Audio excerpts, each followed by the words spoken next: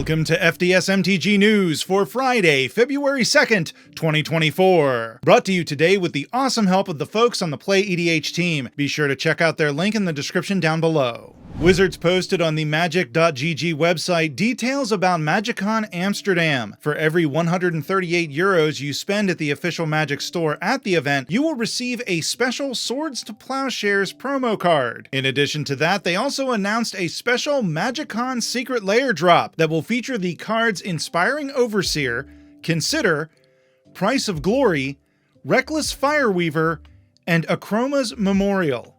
All of these cards are done by the artist Ricardo Cavallo. This Secret Lair drop will be available at all Magicon events in 2024. They have also opened up the New Perspectives grant program for the Amsterdam event, and you will have until February 21st to apply. Tickets are on sale now, and early bird pricing will end on February 8th.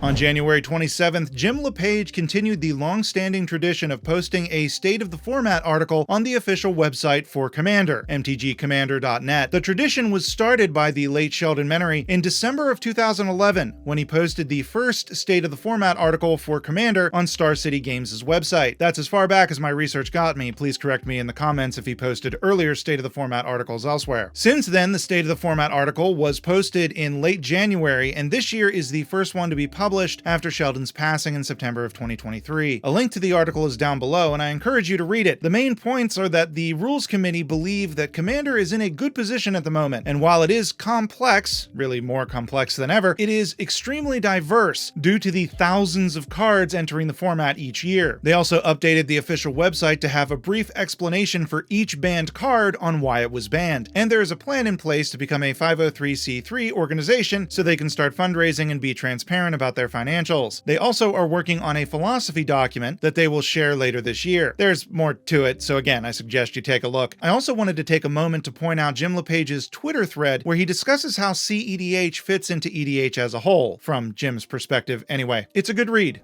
Wizards is on a tear, updating old mechanics whether we like it or not. In addition to Discover, Disguise, Cloak, and Collect Evidence being retooled versions of Cascade, Morph, Manifest, and Delve, they also decided to mess with some others. Suspend is getting a rules change with the release of Murders at Carav Manor. Now, when you suspend a card, and you get to the point where you remove the last time counter, you can choose not to do anything. You no longer have to cast the spell. If you do decide to ignore the spell and leave it in exile, then it's in exile now, and you're no longer able to cast it. There will be a delay in Murders at Carav Manor bundles in some retail locations in the US at pre-release. In an article posted on the Magic website on January 26th, Wizards noted that the delay was due to a logistical issue, which probably means they laid off the folks who handle logistics.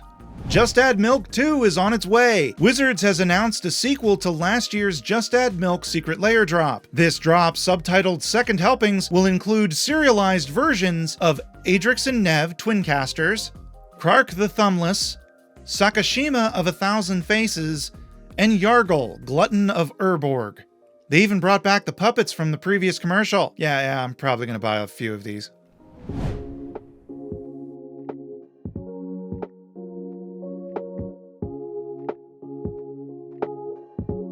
Okay, I'm a little torn on this one. It seems that Wizards has included unannounced variants of some cards for Murders at Carav Manor. Basically, they're just slight color differences. This is probably connected to the alternate reality game that Wizards is running alongside the MKM release. And as a player, I think it's neat, but the collector in me is annoyed, because now there are cards that are functionally and physically identical, but yet different in some small way, therefore potentially affecting the collectability. This is basically Fallen Empires all over again. Collectors and LGS owners alike are slightly miffed at this little surprise, but again, it does give us something pointless to complain about, so there's that.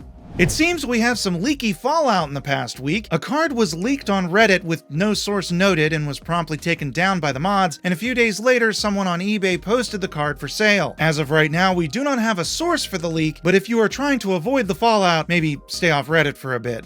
Hasbro is looking to sell D&D to Tencent. That's the news that was plastered all over the internet on Wednesday, January 31st, sparking much debate and hand-wringing. The rumor came in an article by Speed Daily that was translated from Japanese into English by pandaily.com. If you read the article, it was worded in such a way to heavily suggest that Hasbro was in preliminary talks with the massive conglomerate out of China, Tencent, to purchase the IP of Dungeons & Dragons. And I mean, if that's true, that would be massive. But sprinkled throughout, you will notice that really they are only in talks for the video game IP rights. The talks were initially with Larian Studios, the same company that made the wildly successful Baldur's Gate 3. But when Larian allegedly didn't have enough cash on hand to continue the talks, they allegedly brought on one of their biggest investors, Tencent. That makes a lot more sense when you think about it. Wizards posted a response on Thursday, February 1st, stating, "We regularly talk to Tencent and enjoy multiple partnerships with them across a number of our IPs. We don't make a habit of commenting on internet rumors, but to be clear, we are not looking to sell our D&D IP. We will keep talking to partners about how we bring the best digital experiences to our fans. We won't comment any further on speculations or rumors about potential M&A or licensing deals." So basically that's corporate speak for calm your...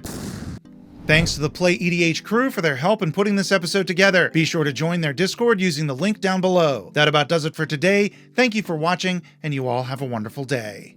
And you will have until of posting a state of the format article on the official website.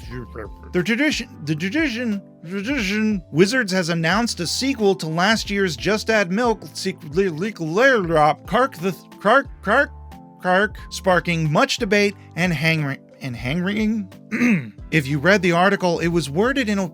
The talks were initially with Larian Studios, the same company that made the wildly successful Baldur's Gate 3. Wizards posted.